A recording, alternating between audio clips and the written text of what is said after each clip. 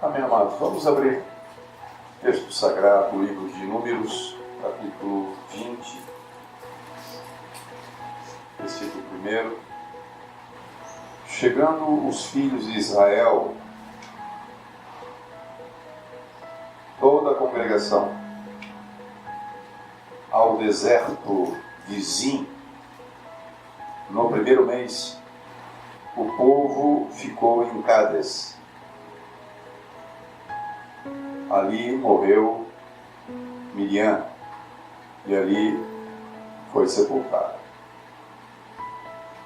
E não havia água para o povo. Então se ajuntaram contra Moisés e contra Arão. E o povo contendeu com Moisés e disseram: antes tivéssemos perecido quando morreram nossos irmãos perante o Senhor. Por que trouxestes a congregação do Senhor a este deserto para morrermos aí, nós e os nossos animais? E por que nos fizeste subir do Egito para nos trazer a este mau lugar, que não é de cereais, nem de figos, nem de vides, nem de romãs, nem de água para beber? Então Moisés e Arão se foram de diante do Senhor, diante do povo, para a porta da tenda da congregação e se lançaram sobre o seu rosto. E a glória do Senhor lhes apareceu. Disse o Senhor a Moisés: toma o bordão, ajunta o povo, tu e Arão, teu irmão, e diante dele falai a rocha, e dará sua água. Assim lhe tirareis água da rocha, e dareis a beber à congregação e aos seus animais. Então Moisés tomou o bordão de diante do Senhor, como lhe tinha ordenado. Moisés e Arão reuniram o povo de diante da rocha, e Moisés lhes disse: ouçam agora, rebeldes, porventura faremos sair água desta rocha para vós outros?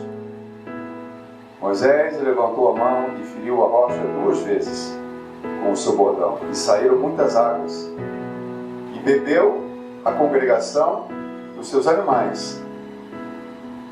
Mas o Senhor disse a Moisés e Arão: visto que não crestes em mim, para me santificar diante dos filhos de Israel, por isso não fareis entrar este povo na terra que lhe dei.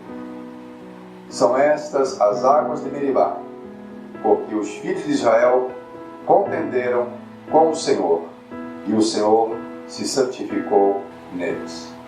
Amém. O texto de Números, capítulo 20, do versículo 1 até o versículo 13, ele nos traz um ensinamento. Esse texto nos traz um exemplo. O apóstolo Paulo, quando ele escreve a sua primeira carta aos Coríntios, e ele, no capítulo 10, trazendo como exemplo o povo de Israel, ele fala para a igreja de Coríntios, né, que os acontecimentos, as coisas que ocorreram, e por conta dessas coisas, o que Deus fez no meio do povo, nos servem como exemplo. E como nós não devemos agir. É um exemplo negativo. O exemplo pode ser positivo quando ele nos recomenda fazermos igual, né, o exemplo, mas o exemplo negativo quando ele nos ensina exatamente o que nós não devemos fazer.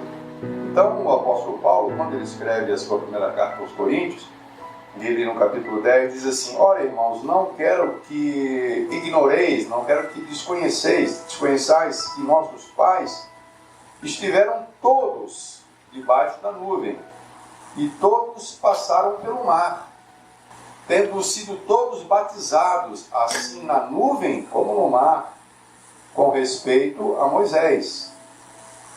Todos eles comeram de um só manjar espiritual, e todos beberam da mesma fonte espiritual, porque bebiam de uma pedra espiritual que os seguia, e a pedra era Cristo. Entretanto, Deus não se agradou da maioria deles, razão porque ficaram prostrados no deserto. Ora, estas coisas se tornaram exemplo para nós, a fim de que não cobicemos as coisas mais, como eles cobiçaram. Não vos façais idólatras, como alguns deles, porque está escrito: o povo assentou-se para comer e beber, e levantou-se para divertir-se. E não pratiquemos imoralidade, como alguns deles o fizeram, e caíram num só dia 23.000. Não ponhamos o Senhor à prova, como alguns deles já fizeram, e pereceram pelas mordeduras da serpente. Nem murmureis, como alguns deles murmuraram, e foram destruídos pelo exterminador. Estas coisas lhes sobrevieram como exemplos e foram escritas para advertência nossa, de nós outros, sobre quem os fins dos séculos têm chegado. Aquele que pensa estar de pé, veja que não caia. Então, quando a gente extrai do texto sagrado um exemplo, como o exemplo de Israel, nós temos evidentemente essa intenção. Estamos tratando do povo da Antiga Aliança, estamos falando do Antigo Testamento, mas, segundo o apóstolo Paulo, esses acontecimentos, essa história, nos serve de exemplo. E é interessante a gente atentar para um detalhe: esse povo que vai contender com Deus, esse povo que vai murmurar contra Moisés, é o mesmo povo que poucos dias antes tinha manifestado fé no Senhor. Esse mesmo povo que agora está murmurando, esse mesmo povo que agora está se rebelando contra Deus, questionando Moisés, seu servo, é o mesmo povo que havia poucos dias passado pelo Mar Vermelho. Não sei se você percebeu no texto que nós lemos. Passados um mês, no primeiro mês chegaram nesse deserto vizinho. Primeiro mês por quê? Porque para eles começou a contar a partir da saída do Egito. Ali eles celebram a Páscoa e a partir dali eles começam a contar. Passado um mês, 30 dias. Irmãos. E o que aconteceu 30 dias antes? Quando eles vão passar por essa prova? Porque evidentemente o Senhor os provou no deserto. 30 dias antes eles tinham visto o mar ser aberto. Então podemos entender que talvez um dos maiores milagres do poder e da glória de Deus, Israel viu com seus próprios olhos. Essa geração não é uma geração que ouviu falar dos milagres de Deus. Essa geração foi uma geração que viu os milagres de Deus. Eles estavam encurralados, eles estavam presos, recém-saídos do Egito, daquela condição de cativeiro, daquela condição de escravidão. E aí, diante do mar, Deus lhes abre o mar, lhes permite passar a pés enxutos. E não somente isso, depois deste povo ter passado, Deus fecha o mar sobre o exército de Faraó.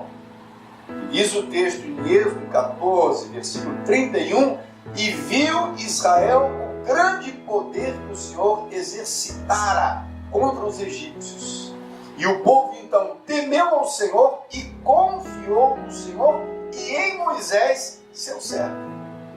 Então a gente percebe essa questão da inconstância. Uma hora o povo confiando, uma hora o povo crendo, e mais, uma hora o povo vendo as coisas de Deus, e logo a seguir vai se levantar uma grande contenda, porque passado um mês eles chegam no lugar chamado deserto de Zin, e ali faltou água. Então esse deserto que Israel experimenta, ele nos serve como um exemplo, porque nós também, quando somos tirados do Egito espiritual, que é esse mundo, quando o Senhor nos resgata, quando o Senhor nos salva, quando o Senhor nos redime, e passamos a ser peregrinos e forasteiros até a nossa pátria celeste que nos aguarda. É como Israel, que durante algum tempo passou peregrinando, passando pelo deserto até chegar à terra prometida. E o deserto de Zin, ele pode tranquilamente simbolizar os desertos que estão preparados e reservados para nós, que fomos resgatados, que fomos libertos. De alguma forma, passamos pelo mar, vimos a glória de Deus, tivemos uma experiência com Deus, glorificamos o Senhor por algo que o Senhor fez, mas em algum momento parece-nos que essa fé que professamos, essa confiança que dissemos ter no Senhor, vai ser provada em algum momento, como foi provada a Israel. Então, o deserto, ele é um lugar de prova. O deserto é um lugar de teste. E se Israel nos serve como exemplo pelas coisas que o experimentou, certamente nós experimentaremos coisas parecidas. Não que tenhamos que passar literalmente por desertos, mas as lutas, as provas, as adversidades, as tribulações nos são como deserto. E é justamente quando nós passamos por esses momentos, por esses desertos, que a nossa fé também será provada. Imagine os irmãos, se Jesus Cristo, depois de ser batizado, é levado ao deserto para ser tentado e provado. Se o Filho de Deus é tentado e provado, imagine nós, que somos seus seguidores. Ele é o nosso exemplo. Ele foi provado e não pegou. E nós, evidentemente, também haveremos de ser provados, mesmo porque já fomos, sem dúvida alguma, todos nós, eu creio, já fomos provados em algum momento. Essa história é uma história triste, porque é uma história de derrota. O povo não é aprovado nesta prova. O povo não é. O povo, ao contrário, recebe uma sentença de Deus de não adentrar na terra prometida. O próprio Moisés recebe da parte de Deus, quase incompreensivelmente para alguns. Por que Deus fez isso com Moisés? O texto diz no final que Deus disse assim para Moisés e Arão: porque você não creu em mim, porque não crestes em mim. Não está falando do povo, não, está falando dos dois. Para me santificar dentro dos filhos de Israel, por isso não fareis entrar este povo na terra prometida. Não sei se você sabe, mas Moisés também não é prova.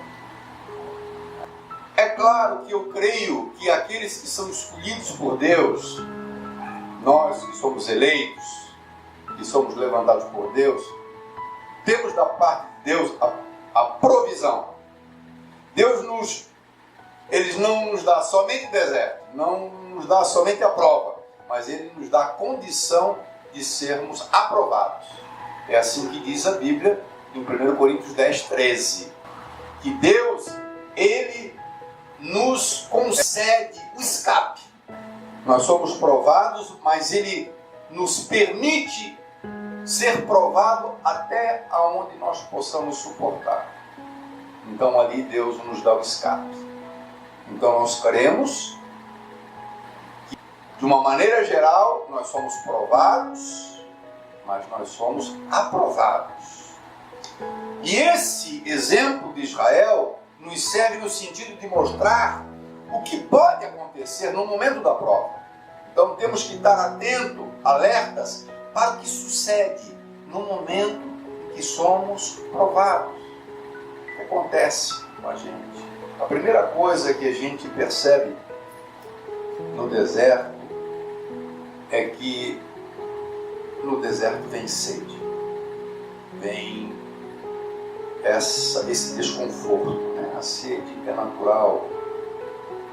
Eles sentiram sede, né? Não havia água para o povo.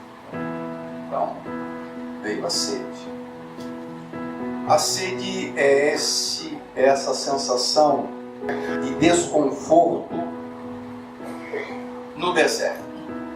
E quando nós entramos num deserto, evidentemente nós não sentimos coisas agradáveis.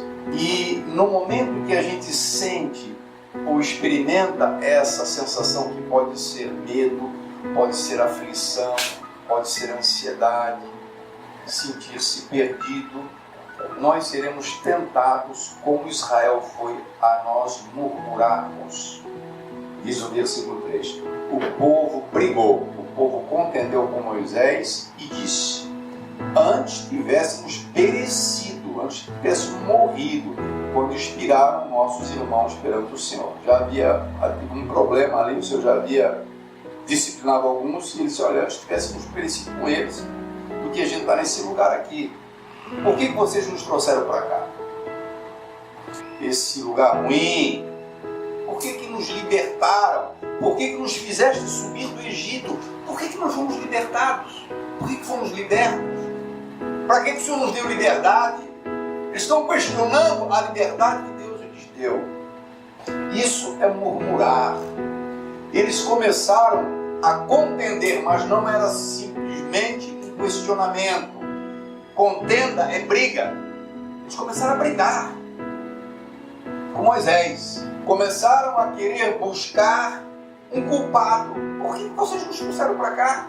Esse mesmo povo, irmão, que há 30 dias atrás tinha visto esse líder tomar o seu cajado, tocar nas águas e verem as águas se abrirem e passarem, atravessar e ver o exército inimigo ser destruído por Deus.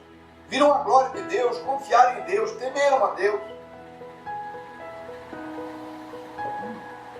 Às vezes nós somos assim. Às vezes nós nos portamos justamente assim.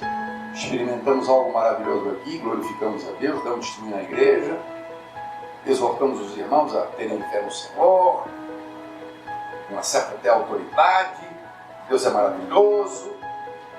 E passado às vezes pouco tempo, a gente se depara com uma situação e esse mesmo irmão ou irmã que estava professando essa confiança e estimulando os outros, agora nós vamos encontrar essa pessoa murmurando, falando que Deus a desamparou ou desamparou, que não está com ele. O deserto nos excita, nos estimula a nos tornarmos rebeldes. Rebelde, se rebelar, é desobedecer. Toda vez que eu transgrido a vontade de Deus, que eu não faço a vontade de Deus, que eu não me submeto a Ele, e a sua palavra diz que eu devo me submeter a Ele, eu estou me rebelando.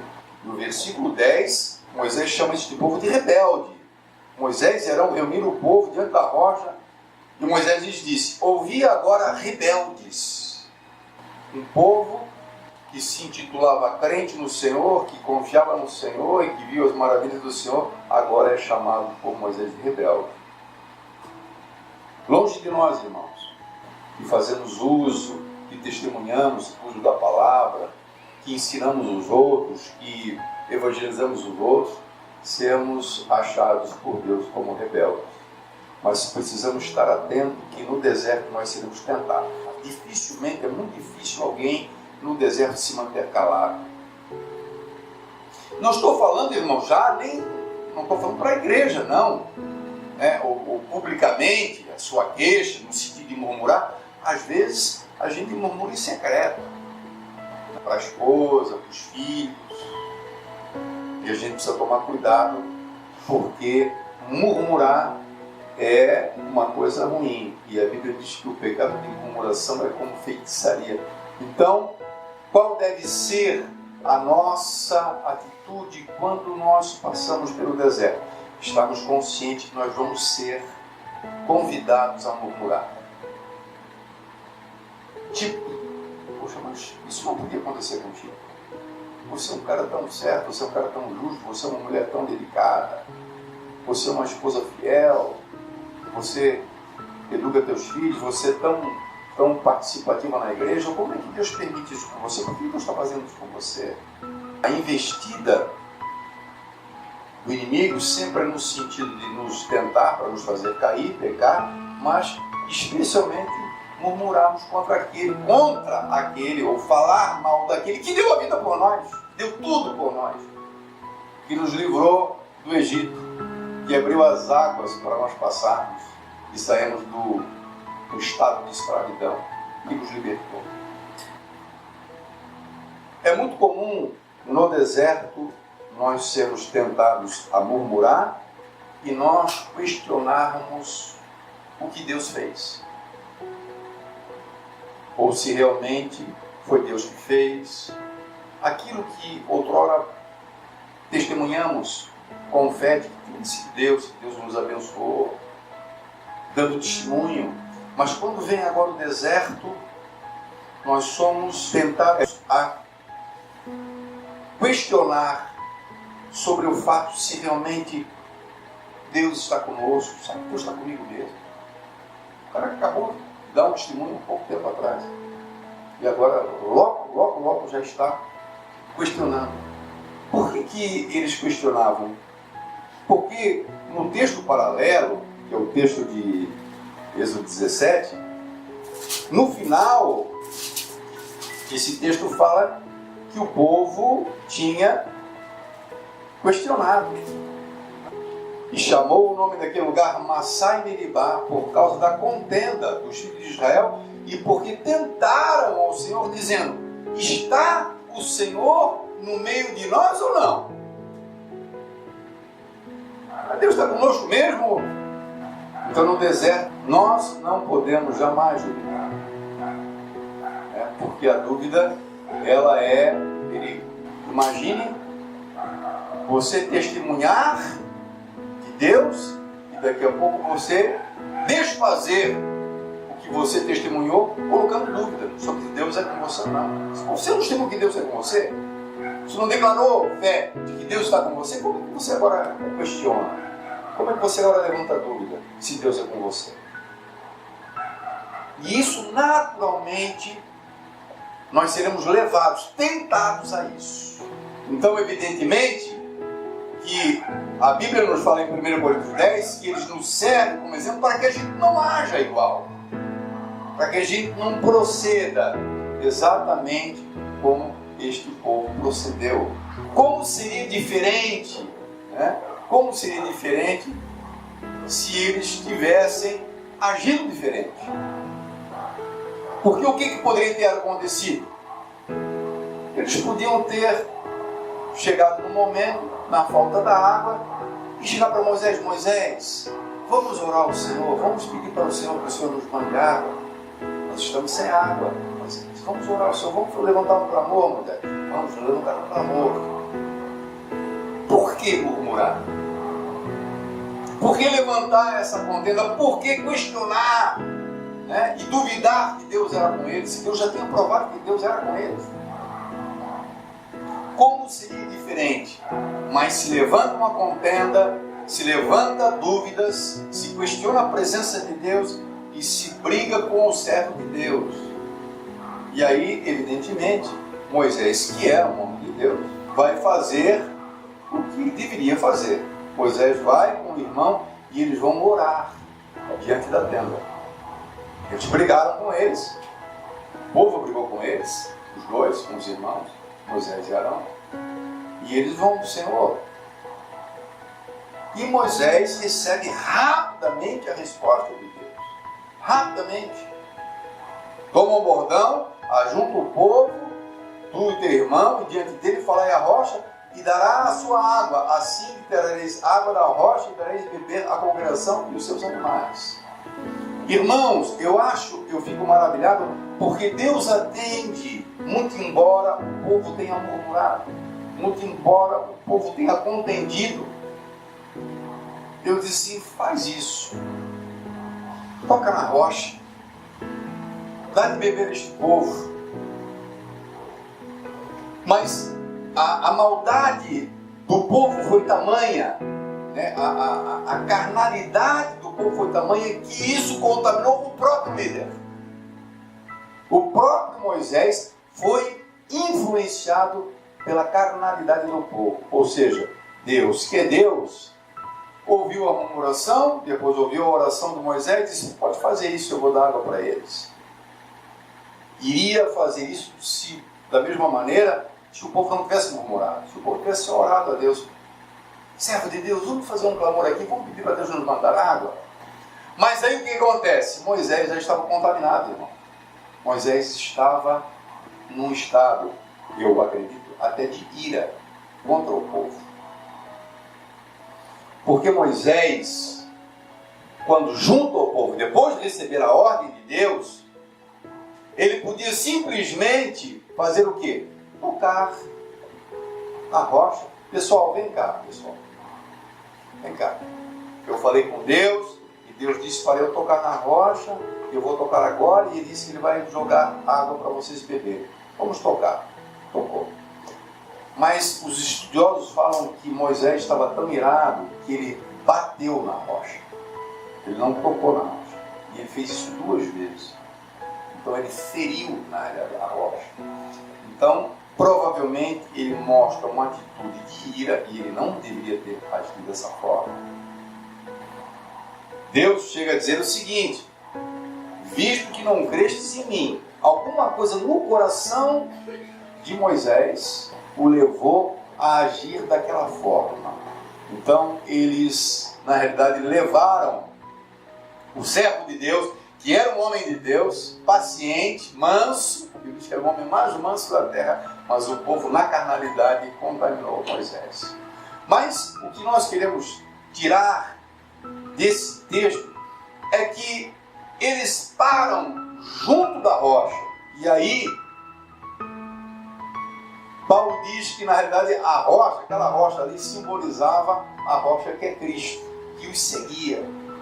Não sei se você prestou atenção quando nós lemos 1 Coríntios 10, nós lemos esse texto, ele fala que a rocha era Cristo e a rocha os seguia. Essa rocha de onde eles beberam. Vamos ver novamente o texto? Diz assim, ó: e todos comeram de um só manjar, Paulo falando a respeito desse povo lá, de Israel. E beberam da mesma fonte. Que fonte é essa? Aquela fonte, aquela pedra, onde ele foi tocou aquela rocha e ali jorrou aquela água. Porque bebiam de uma pedra, ele fala, de uma pedra espiritual que os seguia. Então, era a presença de Deus seguindo. E a rocha, para Paulo, simboliza a presença de Cristo, a pedra espiritual. Então, o beber aquela água da rocha é o beber de Cristo. Jesus Cristo diz assim: quem tem sede, vem a mim e beba.